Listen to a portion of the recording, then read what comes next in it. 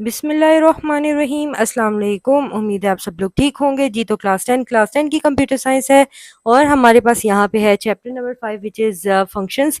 आज हम इसको स्टार्ट करेंगे इंशाल्लाह और इसके बाद जो है हम इसकी मार्किंग भी करेंगे, साथ ही याद भी पढ़ेंगे भी, समझेंगे भी और साथ में हम इसके निशान भी लगाएंगे कि शॉर्ट क्वेश्चन कौन सा है और लॉन्ग क्वेश्चन कौन सा है और हमने कैसे कैसे याद करना है। तो विदाउट टाइम वेस्टिंग हम आज का लेक्चर स्टार्ट करते हैं जी। तो स्टूडेंट्स यहाँ पे टॉपिक है हमारे पास यानी फंक्शंस का चैप्टर है, ठीक है।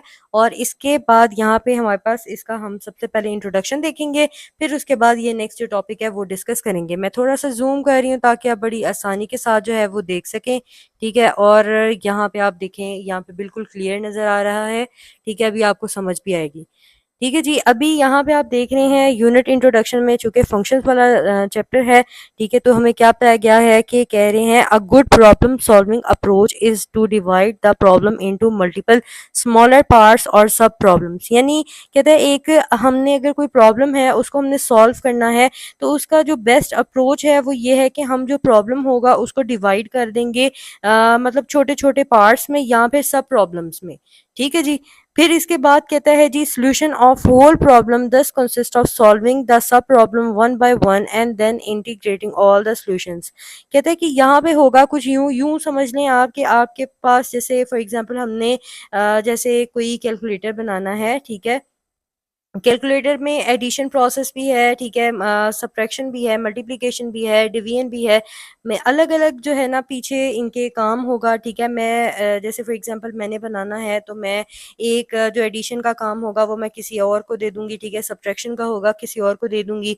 यानी ये प्रॉब्लम हमारे पास मेन क्या है कि हमने जो है कैलकुलेटर बनाना है, ठीक है। कैलकुलेटर को मैंने जो है ना इस प्रॉब्लम को मैंने डिवाइड कर दिया तकरीबन 3 से 4 लोगों में, ताकि एक मुझे एडिशन का काम करके दे दे, एक मुझे सब्ट्रैक्शन का दे दे और एक मुझे मल्टीप्लिकेशन का दे दे और एक मुझे डिवीजन का दे दे, ठीक है। जब वो मुझे सारा कुछ दे देंगे और मैं जो है उनको कलेक्ट करके सारा, ठीक है, तो क्या करूंगी एक प्रॉपर जो है ना हमारे पास एक जो प्रॉब्लम भी सॉल्व हो जाएगी और हमारा कैलकुलेटर भी बन जाएगा।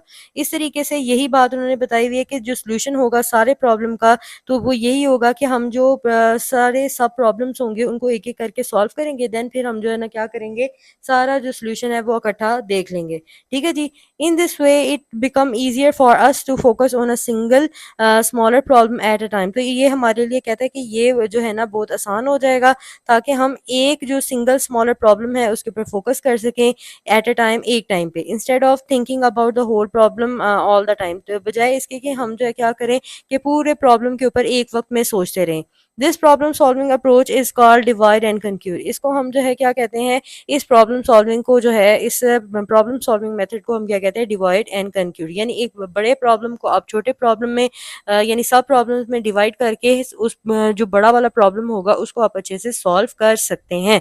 तो इस टेक्निक को हम कहते हैं डिवाइड एंड कंक्यूर, यानी इसको हम 9th क्लास में भी पढ़ चुके हैं, ठीक है जी। इसके बाद हमारे पास आ जाता है C programming language provide us with functions. कहता है सी प्रोग्रामिंग लैंग्वेज जो है वो हमें प्रोवाइड करती है फंक्शंस दैट अलाउ अस, जो कि हमें अलाउ करते हैं कि हम टू सॉल्व, के हम सॉल्व करें अ प्रोग्रामिंग प्रॉब्लम। यानी जो प्रोग्रामिंग में हमें प्रॉब्लम आ रही है using the divide and conquer approach, यानी डिवाइड और कंक्यूर जो टेक्निक थी उसको यूज करके। तो क्या है इसी चैप्टर में हम लोग कहते हैं इन दिस चैप्टर, इस चैप्टर में वी विल लर्न, हम पढ़ेंगे the concept of functions, function के कॉन्सेप्ट के बारे में पढ़ेंगे, देयर एडवांटेजेस, इनके फायदे के बारे में पढ़ेंगे, and how to work with them, और इनके साथ काम कैसे करते हैं इसके बारे में पढ़ेंगे, ठीक है जी। उम्मीद है आपको इसका यूनिट का जो इंट्रोडक्शन है ये अच्छे से समझ आ गया होगा। अब हम चलते हैं फंक्शन वाले टॉपिक के ऊपर। अब फंक्शंस क्या हैं जी। कहता है function is a block of statements, यानी ये ब्लॉक होता है स्टेटमेंट्स का which perform a particular task. इन्होंने एक खास काम जो है ना परफॉर्म करना होता है। जैसे for example printf function is a function, यानी प्रिंटफ फंक्शन हमारे पास एक ऐसा फंक्शन है दैट इज यूज, जिसको हम यूज करते हैं टू डिस्प्ले एनीथिंग, यानी कोई भी चीज जो है ना डिस्प्ले करवाने के लिए ऑन कंप्यूटर स्क्रीन के ऊपर, ठीक है। ये जैसे कि हमने पहले भी पढ़ा है। Scanf function is another function, और इसी तरीके से स्कैनफ फंक्शन एक और फंक्शन है that is use to take input from the user. जो स्कैनफ फंक्शन क्या करता है, ये हमारे पास यूज करता है यूजर से इनपुट लेने के लिए, इसको हम यूज करते हैं। Each program has a main function, हर प्रोग्राम का जो है ना अपना एक मेन फंक्शन होता है which perform the task program by the user. ठीक है, तो ये वो टास्क जो है ना परफॉर्म करता है जो कि यूजर ने प्रोग्राम किए होते हैं। ठीक है, similarly we can write other functions and use them multiple time. कहते हैं इसी तरीके से हम जो है ना दूसरे फंक्शन लिख सकते हैं और इनको मल्टीपल टाइम यानी कई बार जो है ना हम इनको इस्तेमाल कर सकते हैं। ठीक है जी, तो ये था हमारे पास फंक्शंस के बारे में। अब चलते हैं जी, हमारे पास टाइप्स ऑफ फंक्शन वाला टॉपिक है। टाइप्स ऑफ फंक्शन हमारे पास क्या है जी, हमारे पास फंक्शन की कितनी टाइप्स हैं? There are basically two types of function. हमारे पास कहता है कि ना दो टाइप्स होती हैं फंक्शन की, एक होती है बिल्ट इन फंक्शन, एक होती है यूजर डिफाइंड फंक्शन। अब ये बिल्ट इन फंक्शन क्या होता है और यूजर डिफाइंड फंक्शन क्या होता है, अब हम इसको एक एक करके जो है ना वो डिस्कस करते हैं। ठीक है जी, सबसे पहले आ जाता है हमारे पास टॉपिक बिल्ट इन फंक्शंस का। अब बिल्ट इन फंक्शंस क्या होते हैं, अब इनको पढ़ते हैं। लिखा हुआ है जी, the functions which are available in C, यानी ऐसे फंक्शंस जो कि सी लैंग्वेज में मौजूद हैं, standard library are called built in function. ठीक है, अब ये असल में होते ये हैं जो कि ऑलरेडी समझने के जो पहले से जो है ना मौजूद होते हैं, ऐसे फंक्शंस जो कि पहले से मौजूद हैं स्टैंडर्ड लाइब्रेरी में। ठीक है, तो ऐसे फंक्शंस जो है ना वो बिल्ट इन फंक्शन है, यानी जो हमने खुद नहीं बनाने, वो पहले से बने हुए हैं। जैसे कि प्रिंट एफ फंक्शन है, स्कैनफ फंक्शन है, इनके पीछे जो है ना ये यानी ये पहले से बने हुए हैं। ठीक है, इनको हमने नहीं क्रिएट किया। ठीक है, ये पहले से बने हुए हैं। ठीक है, प्रोग्राम किए हुए हैं इनको, तो इसलिए ये हमारे पास क्या कहलाएंगे, बिल्ट इन फंक्शन। अभी आप देखते हैं कि होते क्या हैं दीज फंक्शंस। ये जो बिल्ट इन फंक्शंस होते हैं ये परफॉर्म करते हैं कॉमनली यूज मैथमेटिकल कैलकुलेशंस, ये मैथमेटिकल कैलकुलेशंस को परफॉर्म करते हैं, स्ट्रिंग ऑपरेशंस को परफॉर्म करते हैं, इनपुट आउटपुट ऑपरेशंस को परफॉर्म करते हैं, वगैरह वगैरह। इसी तरीके से यहाँ पे कहता है कि for example print f and scan f function are built in functions. तो इसी तरीके से जो प्रिंट एफ फंक्शन है और स्कैन एफ फंक्शन है ये बिल्ट इन फंक्शंस होते हैं। ठीक है जी, अब चलते हैं यूजर डिफाइंड फंक्शंस पे, यानी कौन से ऐसे फंक्शन जो यूजर डिफाइन करेगा, यकीनन उसको हम यूजर डिफाइंड फंक्शंस कहेंगे। ठीक है, अब देखते हैं ये होते क्या है। The functions which are defined by a programmer, कहता है ऐसे फंक्शंस जो कि डिफाइन करेगा programmer are called user defined functions. तो इनको हम क्या कहेंगे, यूजर डिफाइंड फंक्शन कहेंगे।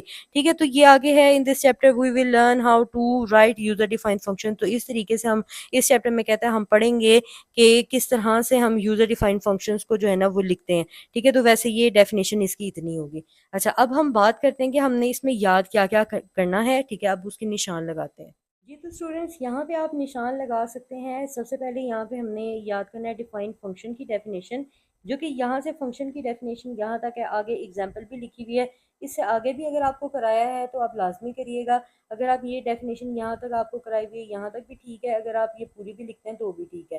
ठीक है, इसके बाद हमारे पास है short question, write the types of function. Function की टाइप्स बताएं, तो आपने कहना है there are basically two types of function, built in function and user defined function. ठीक है, ये भी आपका शॉर्ट क्वेश्चन है। इसके बाद define built in function, built in function जो है ये भी आपने पूरा करना है। इसमें कोई कटिंग नहीं है, सिंपल सा है, ये आप आसानी से याद कर लेंगे।